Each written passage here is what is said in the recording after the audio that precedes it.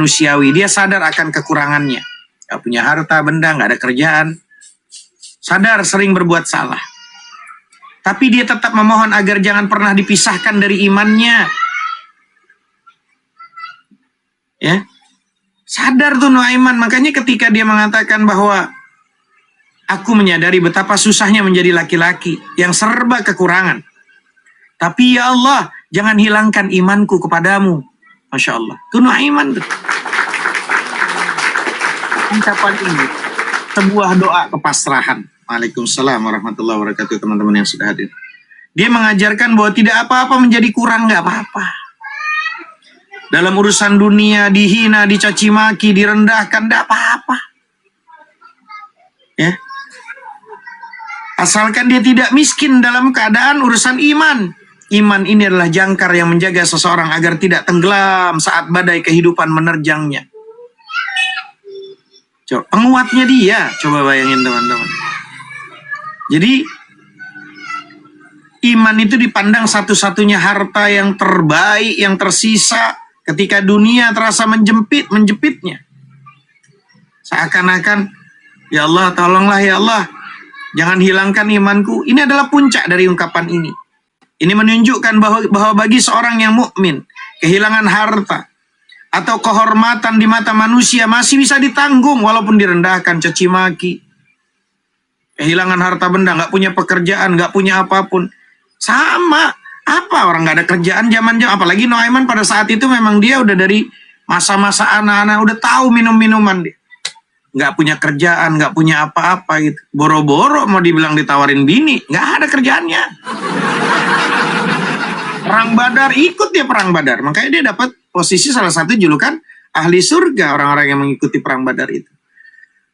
Nah, pada saat itu dia merasa, ya Allah, tidak apa-apalah saya dikucilkan, diremehkan, kehormatan di mata manusia, masih bisa saya tanggung ya Allah.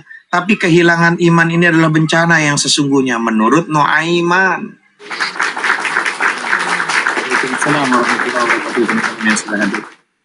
Jadi gitu. Nah, ini pelajaran terpenting untuk kita semuanya agar kita bisa paham, menyadari bahwa kalimat-kalimat yang edukasi dari pagi itu siapa sih?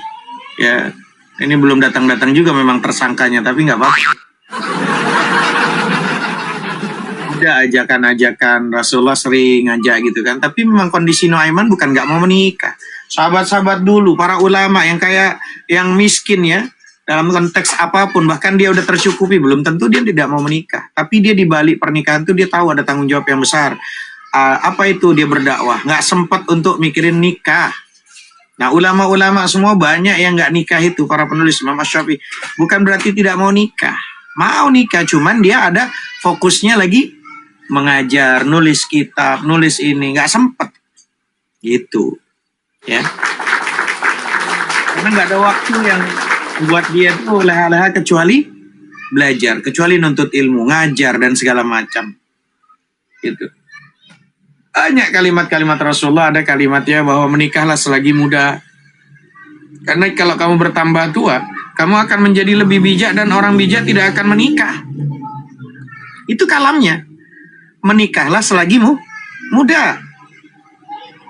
Karena apa? Kalau kamu bertambah tua, kamu akan menjadi lebih bijak dan orang bijak itu tidak akan menikah. Ini kebanyakan teman-teman fakta. Ada usia ketika manusia itu masih percaya bahwa cinta bisa menyelamatkan segalanya. Pada masa itu, seseorang berani mencintai tanpa terlalu banyak hitung-hitungan, nggak perlu banyak hitung-hitungan tuh. Dia belum terlalu sibuk memikirkan pengkhianatan, nggak pernah dikhianatin. Belum terlalu mengenal luka dia. Dan belum terlalu ahli membaca kepalsuan manusia. Nah, masa muda sering dianggap itu, terlalu lugu untuk mengambil keputusan besar seperti pernikahan. Nah, padahal justru karena keluguan itulah banyak orang itu berani membangun kehidupan bersama. Saya menikah umur 19 tahun. Gitu. Mereka belum dipenuhi ketakutan yang lahir dari pengalaman buruk. Waalaikumsalam warahmatullahi wabarakatuh, sudah hadir. Belum membangun tembok setinggi ego dia. Dan belum menjadi logika sebagai hakim untuk dalam setiap rasanya. Nah, semakin bertambah usia manusia ini, memang semakin matang. Tapi seringkali kematangan itu datang bersama rasa curiga. Ya. Kehati-hatian berlebihan dan kelelahan batin yang membuat hati sulit percaya lagi pada siapapun, kan begitu. Maka di dunia hari ini banyak orang ingin menjadi sangat sempurna sebelum menikah. Banyak tuh. Banyak orang hari ini, ya detik ini banyak ingin menjadi sangat sempurna sebelum dia menikah. Harus mapan dulu, harus sembuh dulu, harus sukses dulu, harus menemukan pasangan tanpa celah dulu. Tanpa sadar, standar yang terlalu tinggi itu perlahan membuat manusia kehilangan keberanian untuk hidup bersama orang lain. Padahal pernikahan itu bukan tempat dua manusia sempurna bertemu, bukan. Melainkan tempat dua manusia lelah belajar saling menerima ketidaksempurnaan tadi. Ya. Nah, makanya di sini belajar. Ironisnya semakin seorang merasa dirinya bijak, ironisnya nih, semakin seorang merasa dirinya bijak, semakin dia sadar bahwa hidup bersama manusia lain akan selalu mengandung resiko luka, kecewa, dan juga pengorbanan. Dan di titik itu, banyak orang akhirnya memilih sendiri, bukan karena tidak membutuhkan cinta, bukan, tetapi karena terlalu memahami rumitnya manusia. Paham ya, teman-teman? Maka di situ belajar.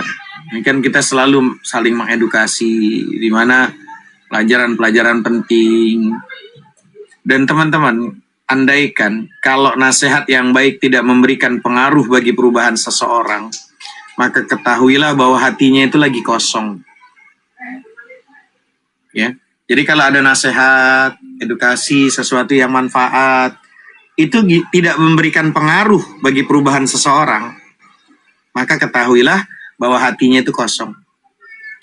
Nggak ada manusia yang sempurna. Karena itu, nasihat hadir sebagai cermin untuk membantu kita melihat kekurangan yang sering tidak kita sadari sendiri, teman-teman. Makanya, Sayyidina Ali bin Abi Thalib itu seperti ingin mengingatkan bahwa hati yang hidup itu akan selalu terbuka terhadap kebaikan. Kalau hatinya hidup, akan selalu terbuka terhadap kebaikan. Mungkin tidak langsung berubah, mungkin sempat tersinggung, tetapi dia tetap mau merenung. Dan dia mau mengambil pelajaran dari nasihat yang baik. Sebaliknya teman-teman, ketika seseorang itu terus-menerus menolak kebenaran, nggak mau nerima masukan, tidak pernah merasa perlu memperbaiki diri, itu bisa menjadi tanda bahwa hatinya telah kehilangan kepekaannya. Bukan karena dia tidak mendengar nasihat, bukan, dengar dia nasihat. Tapi karena nasihat itu tidak lagi menemukan tempat untuk berlabuh di dalam hatinya, teman-teman. Makanya Sayyidina Ali bin Abi Thalib ingin menunjukkan bahwa perubahan itu bukan hanya soal kecerdasan. Bukan soal tentang IQ, kecerdasan, hafal banyak Quran, hadis, bukan. Melainkan soal kerendahan hatinya. Orang yang bijak tidak merasa dirinya selalu benar.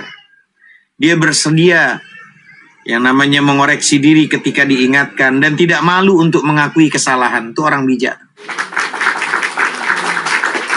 Tapi perlu dipahami, yang dimaksud bukan setiap nasihat harus langsung diikuti tanpa berpikir, bukan. Nasihat yang baik tetap perlu difahami dan direnungkan, ya. Dan yang menjadi masalah adalah ketika hati sudah begitu tertutup hingga menolak dia. Menolak setiap kebaikan hanya karena datang dari orang lain, apalagi orang yang kita benci. Kalau udah dia kita benci, dia mau nasihat baiknya kayak apapun, nggak masuk tuh. Hatinya udah tertutup, ya. Makanya Sayyidina Ali bin Abi Thalib itu seolah ingin mengatakan bahwa hati yang hidup akan tersentuh oleh kebenaran. Sebagaimana tanah yang subur akan menyerap air hujan tadi. Sedangkan hati yang kosong dan keras itu membuat nasihat itu terbalik. Kalau dia keras, kosong, ya, akan membuat nasihat terbalik. Sekalipun terlalu tanpa meninggalkan jejak, gitu kan. Nah, karena pada akhirnya sahabat, bukan kurangnya nasihat yang membuat seseorang itu sulit berubah, bukan. Melainkan hilangnya kesediaan untuk mendengarkan, merenungkan, dan memperbaiki diri sendiri. Maka jangan apa ya, kalau bahasa saya tuh jangan terlalu sok jadi pahlawan. Kita nggak bisa ngerubah seseorang. Kita tidak bisa merubah seseorang kalau orang itu tidak punya kesadaran untuk merubah dirinya sendiri. Bisa ya. Saya mau merubah suami saya mau merubah istri saya mau merubah anak saya mau merubah orang tua saya mau merubah anak murid saya. Tidak bisa kita merubah seseorang kalau orang itu tidak punya kesadaran untuk merubah dirinya sendiri. Makanya jangan sok-sokan kita jadi pahlawan. Kesiangan. Ya. Paham ya teman-teman? Rabbana anfa'na bima 'allamtana, Rabbi 'allimna alladhi yanfa'una, Rabbi faqqihna wa faqqih ahlana wa qarabatil lana fi dinina. Al-Fatihah. A'udzu billahi minasyaitonir rajim. Bismillahirrahmanirrahim. Alhamdulillahi rabbil alamin. Arrahmanir rahim. Maliki yaumiddin. Iyyaka na'budu wa iyyaka nasta'in. Ihdinas siratal mustaqim. Siratal ladzina an'amta 'alaihim ghairil maghdubi 'alaihim waladdallin. Amin. Demikian teman-teman, mudah-mudahan bermanfaat buat kita semuanya.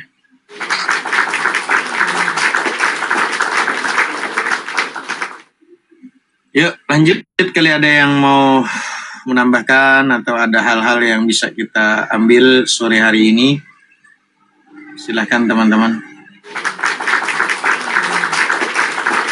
Ada yang mau bertanya? Assalamualaikum warahmatullahi wabarakatuh. Dari mana ya? Salah dari mana? Tinggal di mana?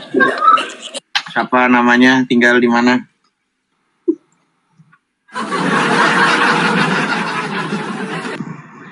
Oma. Ya. Siapa ya? Tinggal di mana? Nggak tahu, nggak kenal. Enggak, saya orang kadang lupa, soalnya jarang-jarang masuk Komal, jadi nggak tahu sayanya. Ay, Fred, baru tadi pagi doang nggak masuk. Udah ditanya dari mana? Enggak lain, udah lupa. Guru macam apa ini? Mengajarkan tuh lupa. Mudah melupakan Pak Ustadz Tuani. Udah melupakan baru satu pagi. Tadi juga ini udah melupakan. Sebenarnya cerita hantuku. Ya itu tandanya berarti dia udah tue, kakak Tiara. Ayahku mana ini? Nggak dengerin, Allah ini nggak dengerin.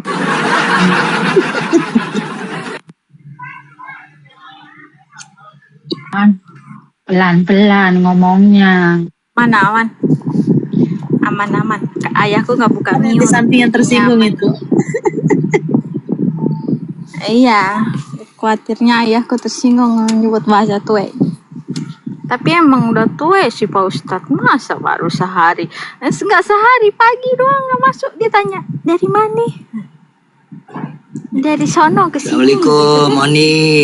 Assalamualaikum warahmatullahi wabarakatuh. Apa ni ngomongnya petang-petang? Ayah. Ayah.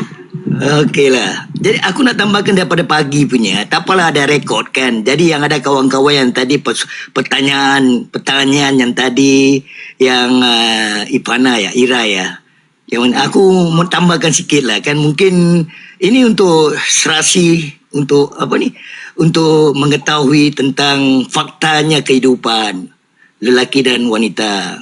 Ya kan? Dia tanyakan apa yang dipersoalkan agar kenapa kita berusaha sudah berapa lama 30 ke 40 tahun tinggal masa yang singkat untuk bersama-sama, ya kan, begitu kan, lebih kurang betul tak, ya kan ya, jadi betul. Aku mau bertanya satu, ya kan, satu ni jawapan akulah yang ringkas, mungkin boleh diterima, terserah, tapi ini pendapat masing-masing sebagai lelaki. Okey, aku lelaki pernah aku mengatakan laki-laki langkahnya panjang. Ya, itu harus kita akui itu. Walaupun kita keliling dunia, kita balik sendirian. Tapi wanita langkahnya terhad. Dia balik nanti berdua pula. Boleh jadi hamil, boleh jadi apa pun segalanya. Boleh termasuk dalam dulu masa kita boleh tengok anak-anak di jalanan, dibuang, di ini. Ini masalahnya perempuan.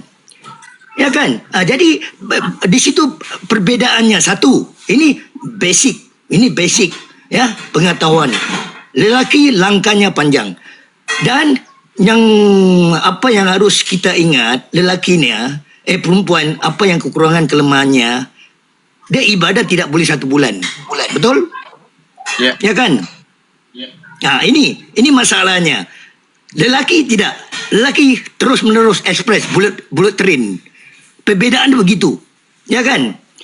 Jadi dalam peringkat usia, ini kita cakap terbuka lah, ya kan?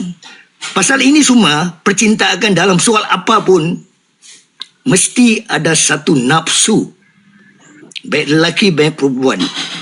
Tapi ada peringkatnya, ya kan? Peringkat lelaki semakin tua, dia estimate kajian saintifik, ya kan?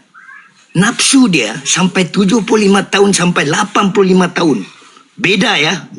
Ingat situ ya. Ini kamu boleh cari di apapun kajian. Ini kajian sebagai seorang lelaki. 75 sampai 85 tahun ya. Nafsu dia tetap steady. Itu pasal kadang-kadang orang tidak puas dengan apa ini? Dengan kebolehan yang apa yang dia ada, natural, apa ni, dibuatlah pil-pil kuat. Ini semua bagi aku ini salah satu contoh lah. Ni kita cakap yang terbuka, ya kan? Itu bagian lelaki-lelaki. Aku tak nak jelaskan lagi banyak. Tapi ingat, antara yang mengatakan usia kita 75 kalau dipanjang umur sampai 85 tahun. Ya, di situ.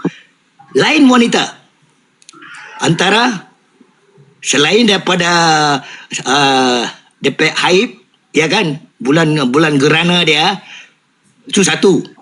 Dan di antara yang kuat nafsu dia, yang aku apa yang kajian saintifik antara 27 sampai 45 tahun.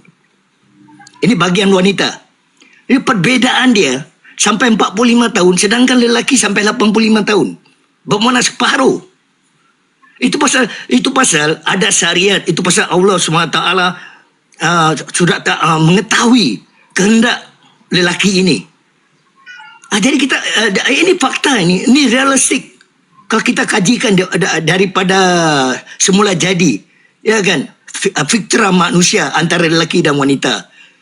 Wanita banyak kekurangannya. Itu pasal lemah, bukan lemah cara pemikiran, tapi lemah dalam basic yang ada, rohani yang telah ditetapkan oleh Allah Subhanahu wa taala. Ya kan?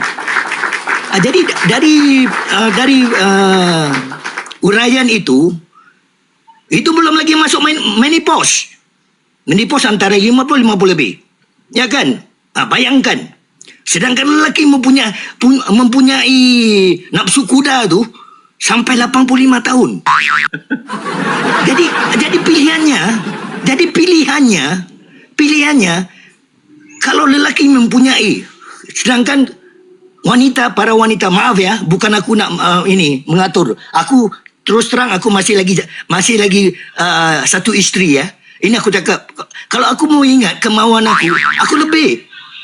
Kemauan aku masih ada tenaga nafsu semua. Ini cakap terus terang, tak payah ubat. Dengan fisik aku. Ini aku cakap terus terang ni. Aku tidak memilih, tidak apa. Ini kita cakap terbuka. Ya kan? Ini lebih baik. Jadi untuk pengetahuan general untuk mendapat satu hikmah yang luaskan fikiran kita. Aku alhamdulillah. Keluasan aku fikiran ni sejak aku masuk ini Komal lah. Dengan Ustaz Hanafi lah. Aku banyak berterima kasih. Dia kasih aku satu jalan untuk mengasah akal fikiran aku. Sampai sekarang aku, alhamdulillah, syukur. Itu yang aku sangat bangga dengan adanya Komal ini. Itu pasal aku galakkan. Jadi dari situ, kalau ada lelaki yang ada kemampuan, ya kan, sedangkan aib, menopause umurnya sampai berapa, banyak kekurangan. Sedangkan lelaki macam bullet train. Ya kan? Jadi kalau dia ada keinginan, ada kemampuan, apa salah? Kerana wanita, apa kamu mau suami kamu membuat dosa? berzina ataupun onani? Ini pun di kategori berdosa. Ya kan? Ini aku cakap terus terang. Aku tak ada selindung. Aku kalau nak cakap, aku cakap terus terang. Ini fakta kenyataan sebagai manusia biasa. Ini pendapat. Tidak harus malu. Ini tidak, kita dalam soal ini kita tidak boleh malu. Ini kenyataan. Cuma aib orang kita enggak boleh. Itu memang salah besar, berdosa besar. Jadi pendapat aku yang kawan kita tanya, supaya kita umur kita berdua, iya. Tapi ini nak taruh ke mana? Keinginannya nak taruh ke mana sebagai lelaki? Mau ke bilik air, mau ke toilet atau mau berzina? Kamu yang dapat dosa. Itu pasal neraka banyak wanita. Kamu fikir daripada situ. Ini aku tak ada tengok Al-Quran, tapi dalam pemikiran aku, kenapa sahabat Nabi tanya kenapa wanita banyak penghuni neraka? Pasal apa? Mungkin tak rasa salah satunya cara gini. Perempuan selfish. Pentingkan diri sendiri. Maaf ya, ini pendapat aku. Mungkin korang boleh kutuk aku. Tapi aku cakap terus terang. Tapi kalau kebaikan, itu pasal wanita saleha. Dia tahu. Pasal apa? Ada syariat. Tuhan telah aturkan 4 untuk melengkapi nafsu kuda itu. Bullet train tu. Fikir kat situ. Jadi kita jangan kita ingat kita ada duit. Bukan soal ada duit, tidak. Puncanya yang utama ni, kita manusia ni, lagi-lagi suami, laki-laki, nafsu dia tidak sama dengan perempuan. Perempuan ada terhad antara antara yang permulaan 27 sampai 45. Kamu boleh cek dalam ini kajian. Ini kajian yang fakta ini. Ya kan? Lepas itu, nanti 50 kali 50 lebih dah sudah menopause. Adakah sama nafsu yang seperti laki-laki? Kamu tanya sendiri. Ya kan? Jadi, aku rasa itulah sikit sebanyaknya jawapan yang aku dapat uraikan dengan pertanyaan pagi tadi sebagai sahabat. Mungkin ada rekod, mungkin itulah pencerahan aku yang aku ingin sampaikan. Pasal dia personally tanya kepada Ustaz, kepada Jimmy dan kepada aku. Jadi seharusnya aku beri pendapat ini. Betul Ustaz ya? Terima kasih. Jadi aku rasa aku kalau nak panjangkan nanti korang tak boleh ingat. Sementara ni alhamdulillah. Ustaz lanjut Ustaz. Ustaz the best for me. Lanjut Ustaz. Assalamualaikum Kang Jan. Oh Kang Jan. Waalaikumsalam Kang Jan. Warahmatullahi wabarakatuh. Tadi nafsu kuda saya nggak dengar ya. Lanjut atau? Lanjut Kang Jan, aku favorite. Alamak. Tadi pagi kan buka Komal. Jadi dia berlanjut ada PR Kang Chan. Oh iya. Ya, satu santri namanya Ivana atau Hera akunnya. Dia nanya mau bertanya sama Jimmy, sama Atu nih, Bang Sarif Salim termasuk sama Ustadz Hanafi. Kenapa ya ketika dia menikah dengan seorang wanita, berjalan waktu sampai 30 tahun pernikahannya, sukses dia, punya harta benda, punya semuanya lah, ada. Gitu loh. Kenapa kok rata-rata dia nikah lagi? Gitu. Apa sih yang diinginkan pria? Bukannya katanya si Hera nih, bukannya pada saat nunggu masa tua, sama-sama tua dengan nyamannya, kenapa harus nikah lagi? Itu yang diomongin sama Hera tadi pagi. Cuman keburu dia turun, Kang Chan. Atu belum sempat untuk berkomentar. Nah, saya bilang. Oh iya. Saya bilang gini, Kang Chan. Sempat sebelum dia turun, yang namanya kalau orang kaya raya, pertama, dia punya istri, hampir rata-rata 60% ke atas itu kalau dia kaya raya, dia nggak akan mungkin nyari yang tua, pasti dia nyari yang muda, bahkan kalau perlu nyari perawan dia. Ya lah, itu. Dan rata-rata juga kalau yang kaya raya begitu, yang namanya poligami itu, orang mau poligami nggak harus nunggu kaya, lagi miskin juga kalau emang ibaratnya ada musuhnya, kawin dia, nikah lagi dia daripada zina. Gitu. Nggak harus nunggu posisi kaya, karena yang dituntut di Quran itu bukan tentang kaya, harta benda dan segala macamnya. Fa in khiftum alla ta'dilu fawahidatan. Keadilan yang dibutuhkan itu. Bukan tentang kayanya. Karena orang kaya belum tentu adil. Tapi kalau keadilan itu sudah mencakup semuanya, walaupun dia tidak kaya, dalam rumah tangga poligami.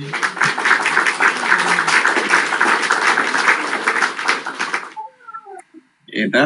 Datang musuh-musuhnya Kang Chan datang itu parah memang ajaran seperti ini. Yalah, daripada ajaran nyolok.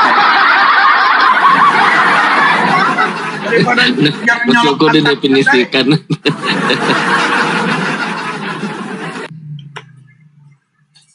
Lanjut, mau disambut atau gimana Kang Chan, atau mau bernarasi, atau Dokter Rahman? Bebas. Gimana? Bebas, Stad, bebas, silakan ikut aja, Stad. Mustami aja. Sedikit, Stas. Boleh, Iya, boleh. iya. Alhamdulillah, yang tadi disampaikan oleh Pak Ustaz adalah iman itu adalah nomor 1. Jadi celakalah orang yang berharta, celakalah orang berilmu, tetapi dia tidak memiliki iman. Begitu Pak Ustaz ya? Ya. Malah double dia punya ganjaran nanti.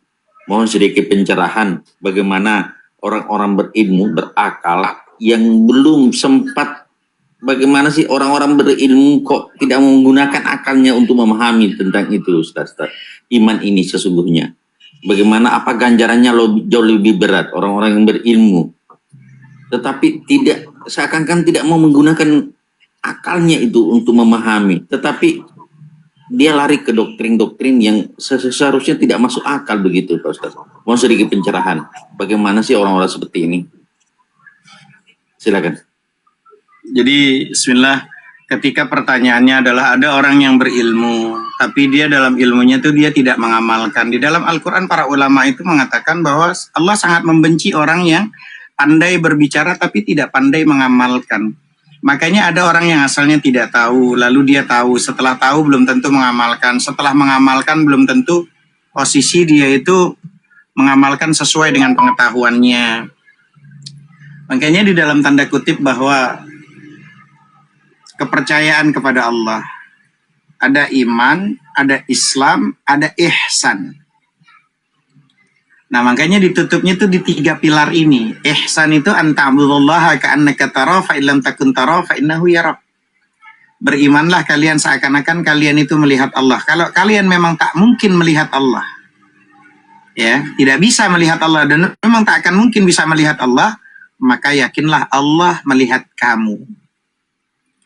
Artinya, ketika dia itu sudah dalam kondisi ihsan, dia sadar bahwa ilmu yang dia dapatkan itu, dia harus jadikan ilmu itu menjadi tameng untuk dirinya, kebaikan untuk dirinya, dan syukur-syukur bisa menjadi manfaat untuk orang lain. Nah, banyak orang-orang yang punya ilmu, pentingnya tuh di dalam belajar, ya teman-teman. Nanti ada ilmu, bahkan para ulama itu ada sebagian mengatakan bahwa banyak orang yang pintar berkalam, tapi kalamnya ini, ya, berbicara, berargumen, mampu menyampaikan ide dan baik, tapi tetap tantangan yang terbesar adalah menyelaraskan ucapan dengan tindakan. Seringkali ada jarak antara pemikir yang indah dan realita yang diterapkan dalam kehidupan sehari-hari, kan? Nah, makanya di dalam dalam edukasi kita sehari-hari, jangan sampai kita itu pinternya berbicara, tapi kita tak mampu untuk mengamalkannya.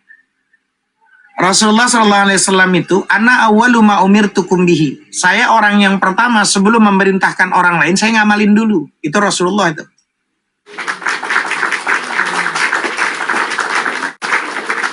Jadi Rasulullah kayak gitu. Saya tuh sebelum saya memerintahkan sesuatu, maka Rasulullah adalah orang yang pertama kali dulu mengamalkan apa yang dia sampaikan.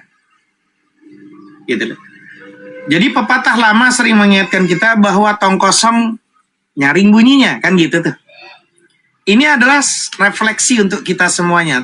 Tantangan terbesar dalam belajar bukan sekedar memahami teori atau pandai merangkai kata, public speakingnya luar biasa, tapi melainkan menerapkannya dalam tindakan nyata.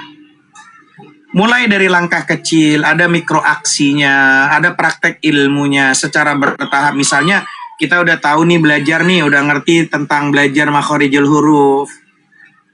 Lalu diajarkan tuh, makanya Rasulullah bilang balighu anni walau ayah. Sampaikan dariku walaupun satu ayat. Walaupun dia ilmunya, tapi ini hal ilmu yang kayak gini nih, saya cuman masalahnya di makhorijul huruf saya sampaikan. Alif, ba, ta, sa, jim, ha, kha, dal, zal, ra, zai, sin, dan seterusnya. Alif, fathah, alif, kasrah, alif, doma, u, a, i, u. Ba, fathah, ba, kasrah, bi, ba, doma, bu, ba, bi, bu. Diamalin ngajak orang lain. Padahal dia belum sampai tingkatan selanjutnya. Tapi dia gunakan mengajarnya itu untuk dia jangan lupa. Dia paham ini. Baru sampai di situ. Lalu makhorijul hurufnya. A, i, u, ba. Ba, bi, bu, ba, ta, ti, tu, bat. Sa, si, su, bas. Jaji, jubaj, diamalin lagi. Semakin bertambah, punya ilmu dengan ketawaduannya, dia niat ngajarin orang, tujuan dia untuk mempelajari dirinya supaya nggak lupa dari ilmunya. Afatul ilmi an-nisyan. Bahaya ilmu tuh lupa. Gitu loh. Jadi bahaya ilmu tuh lupa. Kalau cuman kita kehilangan harta benda, kehilangan suami, kehilangan istri, masih bisa nyari lagi kok. Tapi kalau sudah kehilangan kita dengan ilmu, mau nyari kemana lagi? Nah, dalam kisah tadi, apalagi kisah tentang Nuaiman. Nuaiman tuh hanya taunya dalam konteksnya dia itu, ya saya tahu, saya beriman kepada Allah. Sudah saya amalkan ilmu itu. Tapi konteksnya Nuaiman ini hanya pada saat dia itu ada bahasa dalam kedokteran apa ya, nyandu, Dokter Rahman. Candu itu kan agak sulit untuk dihilangkan, betul nggak? Ini dalam perspektif nanti Dokter Rahman tuh. Orang yang udah nyandu apa gitu, tuh sulit tuh. Nah, dulu itu untuk masalah khamar itu, pengharamannya beda dengan pengharaman yang lain. Nah, pada saat innamal khamru wal maisiru wal ansabu rijsun min amali syaitan, itu juga paham tuh tentang mengenai masalah Nuaiman, tahu kalau itu udah diharamkan, tapi udah nyandu nggak bisa, sakit badannya. Apalagi dalam konteks maaf, dia tidak bekerja, dia tidak punya harta benda, dia tidak punya apapun, kehidupannya susah miskin, kerjaannya sehari-hari ya udah nggak ada lagi minum. Tapi kalau urusan untuk berperang, membela agama Allah, perang Badar dia ikut. Perang Badar dia ikut. Makanya orang yang ikut perang Badar dijamin masuk surga. Seluruh sahabat yang pernah ikut perang Badar, semuanya sudah ahli surga. Dalam perjalanannya dia dihina, dicaci maki, nggak punya harta benda. Kok kamu nggak bisa sih gini? Ya orang namanya nyandu gitu, tapi dia mencintai Allah dan Rasulnya, kata Nabi Muhammad SAW. Makanya dia dicaci maki, dia dihina. Dari semua kisah Nabi Muhammad, kisah para sahabat yang memang ahli surga semuanya, itu ada hikmah untuk akhir zaman kita semuanya. Dicaci maki dia, Nuaiman, kamu kan tahu, kamu sahabat Nabi, masihkah kamu melakukan minum-minum? Sampai dicambuk berkali-kali, dicambuk, dihukum. Dihina, nggak punya harta benda, udah hidupnya susah, kere, nggak pernah kerja. Apa dibela sama Rasulullah? Jangan kau hina, jangan kau caci maki Nuaiman. Nuaiman itu mencintai Allah dan mencintai Rasulnya. Jangan kau caci maki, hina dia. Artinya teman-teman, kalau nanti perspektif dalam hal candu tentang fisik badan, itu bagian spesialis nanti Dokter Rahman. Itu agak sulit. Nah itu nanti kalau saya belajar di pondok itu nanti memang ada apa namanya, sesuatu karakter yang udah kebiasaan. Ya nyandu main game gimana tata itu, kalau nyandu main game lain lagi nanti itu. Ya. Assalamualaikum. Waalaikumsalam warahmatullahi wabarakatuh. Gampang kalau nyandu game start, bawa ke pelosok start, berhenti sendiri. Nggak ada sinyal ya. Nggak ada bahannya. Biar ikut saya ke sini Sat, ke pelosok Sat, nggak ada game. Sat, lanjut Sat. Lanjut Dokter Rahman, barangkali ada sesuatu lagi yang mau diinikan. Saya tertarik sebenarnya tadi bahwa iman itu penting. Allah mencintai, Nuaiman mencintai Allah dan Rasulnya, walaupun dalam keadaan tadi pecandu seperti itu. Artinya apa? Kita tidak bisa memvonis orang, Ustaz. Dalam konteks ini kita tidak bisa memvonis orang. Orang ini mencintai Allah dan Rasulnya, padahal dalam konteks dia candu misalnya seperti itu. Dia sudah ketagihan. Sesuatu ketagihan itu memang sulit untuk cara dokter begini untuk menghilangkan itu. Harus dilakukan dengan tapering, dikurangi secara bertahap sedikit demi sedikit sampai bisa hilang. Tapi untuk langsung hilang tidak bisa. Caranya tapering namanya dalam konteks ilmu kedokteran, tapering. Dosisnya pelan-pelan dikurangi. Misalnya 3 kali 1, minggu depan 3 kali 2,5. Berarti kan 3 biji menjadi 2,5 tablet. Kemudian berikutnya tinggal 2 biji selama seminggu atau sebulan. Berikutnya tinggal 1,5 tablet. Berikutnya tinggal 1 tablet. Berikutnya 1,5 tablet. Sampai berhenti. Tapi kalau kita mau langsung hapus, tidak bisa. Tidak bisa. Tidak akan mampu karena adaptasi tubuh untuk menerima zat itu sudah terbiasa. Jadi sistemnya dalam konteks kedokteran itu tapering, dilakukan perubahan secara bertahap. Begitu, Ustaz. Tapi itu cara untuk mengendalikan. Iya benar Ustaz, saya kan sempat rehabilitasi anak-anak ya. Anak-anak remaja dan jelang dewasa yang ketagihan. Itu pernah kasus 3 hari gak turun-turun, saya pikir mati. Ternyata dia menggigil terus di sana. Terus saya bilang jangan terlalu lah gitu. Jadi saya sampai kaget itu. Dia niat total berhenti Ustaz. Bener-bener gak make gak apa Ustaz. Gigil Ustaz. Dan beberapa kasus mu'alaf yang saya tidak angkat keluar, mereka latar belakangnya itu pemakai dan latar belakangnya peminum, itu masih saya suruh minum. Ketika di rumah saya masih saya suruh, tapi bertahap dikurangin, diajak sholat kayak gitu. Kalau enggak, khawatirnya takutnya kejadian sama yang enggak bangun-bangun 3 hari itu. Saya azan, saya lagi di Malang, Zat. Insya Allah ini bakal rumah tahfiz, tolong doakan. Ya, mudah-mudahan berkah selalu, Pak Haji.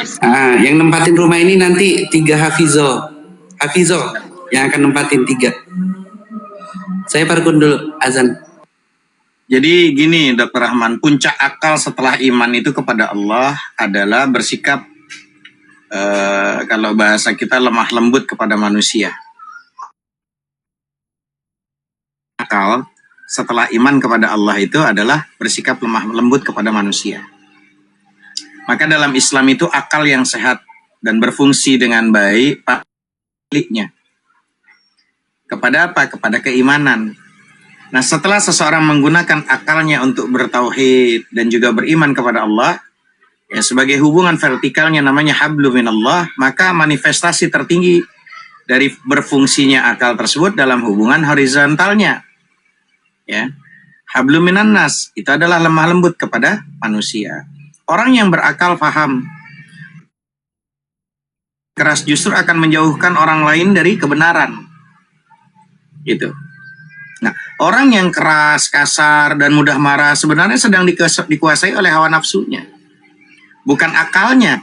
Nah, maka bersikap lemah lembut di tengah ego manusia yang beragam membutuhkan kecerdasan emosional yang tinggi.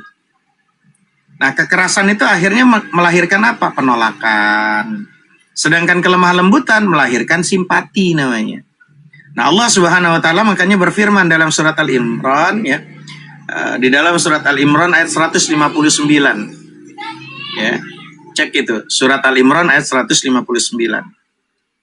Wa a'udzubillahi bismillahirrahmanirrahim. Allah berfirman bahwa fabima rahmatin minallahi ghalidhal qalb, di situ faminallahi lintalahum walau kunta faddan ghalidhal qalbi lam faddu min hawlik fa'fu anhum wastaghfir lahum wasyawirhum fil amr fa idza azamta fatawakkal 'ala Allah innallaha yuhibbul mutawakkilin. Apa kata Allah?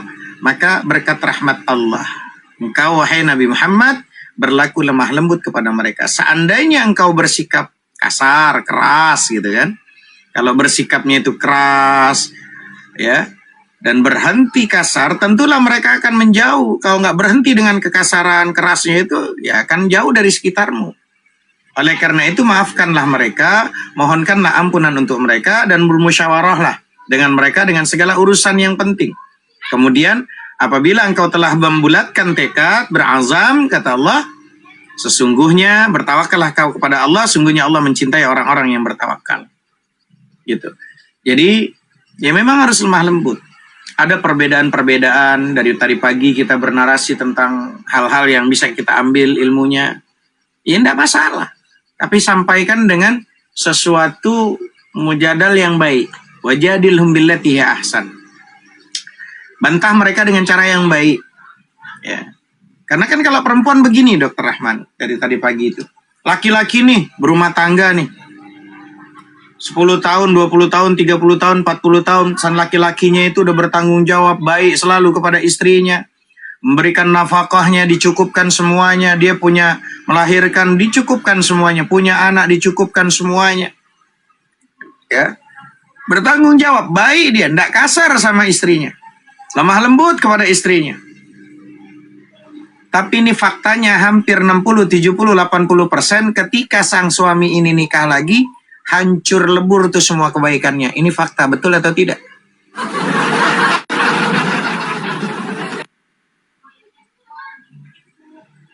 Kebanyakan begitu kan, Dr. Ahmad? Apa tuh teman-teman yang terjadi itu bisa begitu? Padahal sang laki-lakinya udah berjuang habis-habisan. Dari mulai merintis nol, melakukan dia nafkahnya, dia perhatikan semuanya, sandang, pangan, papan, semuanya. Gitu. Tapi bisa hancur lebur dari semua kebaikan-kebaikan yang dia lakukan cuman gara-gara nikah lagi.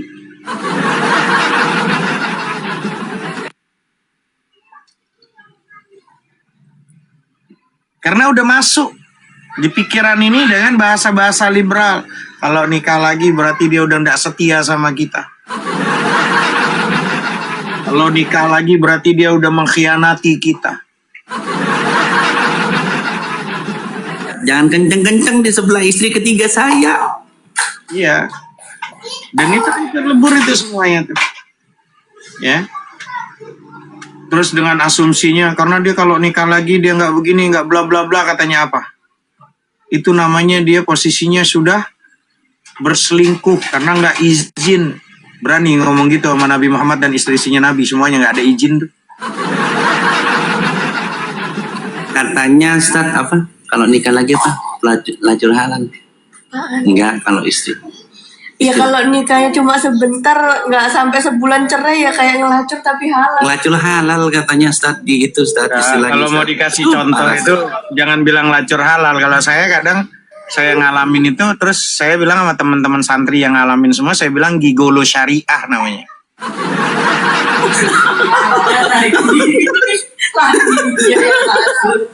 Ada istilahnya. Serem amat Ustaz. Saya bilang sama teman-teman alumni saya, kok Ajis langsung. Dia nikah, pindah lagi, dia nikah, pindah lagi. Cuman berapa bulan nikah lagi. Anggap aja. Kalau kayak gitu lu nikah berarti komitnya apa? Bukankah tujuannya itu adalah untuk sakinah, mawaddah, warahmah? Tiba-tiba udah nyoba, oh nggak cocok. Udah nikah lagi, udah. Anggap aja itu gigolo syariah lah gitu loh. Tapi ya alhamdulillah Ustaz, saya sudah dapat si Salama, si Iva sama si Rohma Ustaz. Moga-moga sakinah mawaddah warahmah. Masya Allah. Saya barusan habis kedatangan keluarga poligami yang sharing Ustaz. Saya ada di Malang dan baru aja pulang 2 keluarga. Jadi sampai nggak sempat tidur saya Ustaz dari pagi Ustaz. Padahal di kampung loh Ustaz. Assalamualaikum semuanya, apa kabar Kang Chan, Ato dan semuanya. Ustaz Hanafi dilanjut Ustaz. Waalaikumsalam warahmatullahi wabarakatuh. Ini dia ditaruh di sini dari kapan tahu? Ini mau ditaruh di sini. Biar ada, Aku Ajis. biar ada ini, ada pemateri. Udah capek ini yang pemantiknya poligaminya udah turun, nggak naik-naik ini. katanya lagi ziarah apa takziah, ada yang meninggal temannya, nggak tahu ikut ke kubur atau gimana, nggak tahu saya. Jadi kalau yang pemantik poligami ke kubur menikah dalam kubur dong, Ustaz. Ya, entah katanya namanya temannya Jimmy-nya juga nggak hadir. Yang ziarah mau ke kubur katanya dia takutnya dia ikut ziarah kubur atau dia ikut ke kubur nggak naik lagi. Atunya udah dendam banget mau narasi gitu. Karena narasinya dia tuh udah mulai dari merintis nol nikah 10 tahun, 20 tahun, 30 tahun tiba-tiba sukses. Setelah sukses sang laki-lakinya nikah lagi. Sebetulnya dia tanya, laki-laki tuh bukannya lebih enak tuh masa tua tenang nyaman. Ngapain sih harus nikah lagi? Begitu katanya. Sabar atuh. Innallaha ma'as-sabirin. Oh, Tapi intinya bagus pertanyaan itu. Ini satu edukasi. Benar. Ini satu agregasi fahaman di antara lelaki dan perempuan. Ada had. Ya kan? Pertanyaannya bagus. Aku suka mendapat edukasi begini. Pasal apa ada soal jawab. Kenapa terjadi begini? Kenapa terjadi begini? Kita uraikan.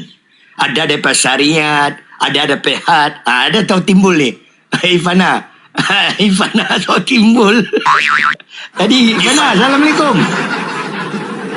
Ifana, aku turut jawab tadi. Kau lambat. Warahmatullahi wabarakatuh. Sehat ya semua. Bagus. Tapi betul Ifana, aku suka. Aku suka pasal apa? Kita dapat tukar fikiran, tukar pendapat. Pertanyaannya, ya memang boleh digalakkan. Begini kalau kita masuk satu komal, kalau mempelajari sesuatu dengan adanya bahas, dengan cara tak langsung kita boleh menonjolkan kelemahan seseorang itu, ya kan? Untuk kita sendiri. Kadang-kadang kita tidak sampai ke situ. Jadi yang pertanyaan tadi pagi itu, ya tadi aku sikit sebanyak pun aku sudah urai. Jimmy pun ada di bawah. Jimmy naik, Jimmy.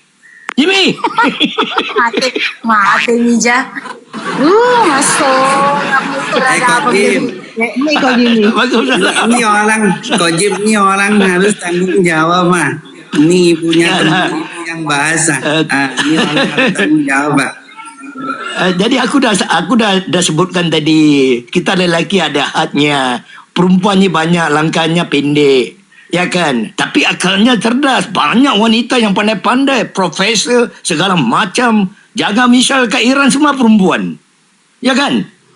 Tapi kelemahannya, cuma dia tidak boleh ibadah 1 bulan. Dia pasti ada bulan gerhana dia, ya kan? Jadi ada menopause. Lain laki-laki. Sampai 75, sampai 85. Bullet train. Ya kan? Sampai kadang-kadang sampai obat kuat mah keluar. Dicipta. Man like wine. Itu kelebihan dia. Atau a man like wine. For men, life begin at 40. Betul. Kang Chan speedless kalau masalah ta'adud dia mah. Kang Chan. Ya, itu pasal dan lagi overallnya ya tercatat dalam Al-Quran juga mengatakan kenapa hadis kalau tak silap aku ada sahabat Nabi kenapa wanita penuhi di neraka. Mungkin walaupun tidak diterangkan secara nyata, tapi cara pemikiran kita mungkin salah satu ini. Kerana apa? Kadang-kadang kita tidak sadar seperti wanita kekurangan yang ada tu tidak lengkap. Ya kan? Itu makanya agama Islam mengeluarkan syariat 4. Ya kan? Itu paling secukupnya. Kalau tak ada 4, mungkin hari-hari tak ada batasan. Ya kan? Jadi semua ada masuk yang sangat logical dengan cara perubatan, dengan cara kita manusia lelaki pasti kita berpasangan ini pasti utama. Sebelum cinta pun nafsu datang dulu. Itu terang. Ini memang nyata. Kita tidak boleh bohong. Ya kan? Baik lelaki, baik perempuan. Ini pendapat aku. Mungkin aku salah. Pasti nafsu datang dulu. Ustaz Hanafi. Jadi dari situ kita fikir, ya kan? Dan cuba kita tanya, adakah wanita-wanita sekarang kita minta izin pada dia yang kita mau nikah lagi? Tuh Hera, Aku ingin yang dengan bab cara jadi jelas. poligami gara-garanya Hera pemantiknya itu. Gara-gara Hera itu. jadi kalau boleh lah kan, aku nak dapat pendapat seorang wanita, banyak kan, mungkin di bawah pun ada, beri pendapat. Apakah kamu rela kalau suami minta izin kepada untuk isteri kedua ke ketiga ke empat? Apakah kalian sebagai wanita sanggup menerimanya? Cakap terus terang. Kalau kamu mau ahli surga, kamu ikuti apa yang disyariatkan oleh agama. Cuba aku mau dengar. Ivana ada, Sri ada, lagi siapa? Tiara ada, Ani ada. Okey, itu. Yang bawah pun boleh, type pun boleh. Kita terbuka. Jujur. Setuju? Kalau suami Rela katanya. Tuh, benar. begitu. Itu jawabannya datang tuh. kepada kamu, Jawabannya di bawah, aku rela tuh, rela asal yang penting. ada. Yang di atas ni. Seperti Ivana yang tadi mengeluarkan topik ini. Aku mau dengar dia cakap. Ivana, lanjut dia Ivana. Aku mau dengar. Katanya rela tuh asal bukan suaminya. Tak ada, ni betul. Dulu atau ada dulu orang saya layani dulu atau sebentar dulu atau Okay, lanjut. Ya. lanjut dulu lah teman-teman sebentar Ya, aja. ya. Jadi pendapat aku, maaf Ustaz, aku Ustaz Chan, Kancan, Aziz bagi, itulah pendapat aku. Ya kan, kita sebenarnya wanita ni kalau sudah diberi apa pun segala telungkupnya, kita jangan selfish. Kita kenangkan, adakah suami kita menggali dosa ataupun dosa dengan cara apa? Kerana nafsunya. Itu yang telah dikajian. 75 sampai 85 tahun tu masih ada. Ingat itu. Kamu tak percaya, kamu boleh cari siasat pada doktor ke kepada siapa. Kamu sendiri. Ini semua aku menjelaskan. Jadi kita harus faham. Sebelum jadi penzinahan ataupun dengan cara dosa. Kadang-kadang lelaki tidak tahu pasal apa. Kalau perempuan masih haidnya, bulan gerananya masih ada, tidak kata 1 minggu. Jadi laki-laki yang ini, laki-laki kebanyakan, kadang-kadang dia nafsu kuda tu tiba-tiba. Jadi dari mana itu? Macam mana boleh diuruskan? Kat situ kadang-kadang kita ambil pemikiran begitu. Ini cakap realistik. Kita cakap jujur antara lelaki dan wanita. Begitu. Dari pendapat aku, cuba fikirkan. Jangan jadi selfish. Bagi aku dah. Kalau kamu, mungkin semua orang mau ahli surga kan. Yang apa yang diajarkan, disyariatkan. Ini semua panduan. Yang tertulis. Kita, wanita ni harus angkuh dengan apa yang telah ditetapkan. Begitu. Kalau suami kita tidak ada keinginan lebih, syukur. Kita bersyukur. Tapi kebanyakan sekarang, kamu tengok di sosial media. Jauh beza. Mereka lagi dapat muda-muda lagi. Belum 30, 20-an. Umur, kamu lihat di situ. Ini kenyataan, bukan main-main. Itu pasal banyak yang laki-laki sekarang, banyak enggak kahwin siri, terutama di Batam, di Tanjung Pinang. Banyak sekali. Jadi di situ kenyataan tu fakta. Tapi kerana apa siri berlaku? Kerana tanpa izin suami isterinya. Jadi ini jadi puncanya kejadian begitu. Ya kan? Jadi aku rasa sampai sini dulu. Jadi Ko Aziz kah Ustaz Kancan kah boleh teruskan apa pendapat? Mungkin kalau aku salah koreksi. Minta maaf ya kalau aku terkasar bahasa ke apa. Cara aku begini cakap, ya. Ya, lanjut. Ustaz Hanafi saja, Ustaz. Jadi sekarang di Komal ini sang sumbernya Ustaz Hanafi. Kenapa? Karena saya lagi pegang bayi.